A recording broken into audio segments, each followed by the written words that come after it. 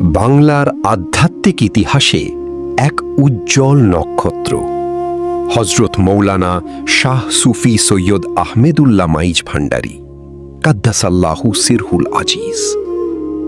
1826 সালের 14 জানুয়ারি চট্টগ্রামের ফটিকছড়ির মাইজ ভান্ডার গ্রামে এক সম্ভ্রান্ত মুসলিম পরিবারে তাঁর জন্ম।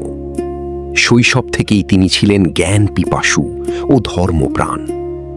উচ্চশিক্ষার জন্য তিনি কলকাতার আলিয়া মাদ্রাসায় অধ্যয়ন করেন। কর্মজীবনে শিক্ষকতা ও কাজী হিসেবে দায়িত্ব পালন করলেও তার অন্তর সব সময় আকৃষ্ট ছিল আধ্যাত্মিক সাধনার দিকে। একসময় জাগতিক জীবন ত্যাগ করে তিনি সম্পূর্ণরূপে আত্মনিয়োগ করেন আল্লাহর প্রেম ও সাধনায়। তাঁর আধ্যাত্মিক সাধনার ফলে তিনি লাভ করেন গাউসুল আজম উপাধি, যার অর্থ মহাকালের ত্রাণকর্তা।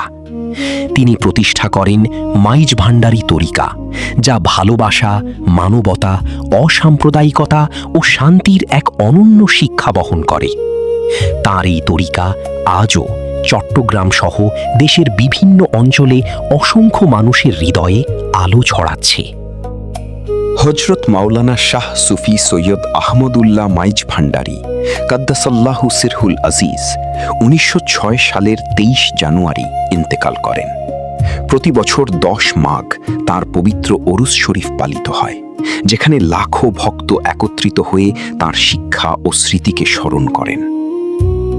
তিনি শুধু একজন সুফি সাধকই নন, তিনি ছিলেন মানবতার পথ প্রদর্শক, প্রেমের দিশারি। এই মহান আউলিয়ার জীবন আমাদের শেখায় ভালোবাসাই হলো সর্বশ্রেষ্ঠ শক্তি, আর মানবতাই হলো প্রকৃত ধর্ম।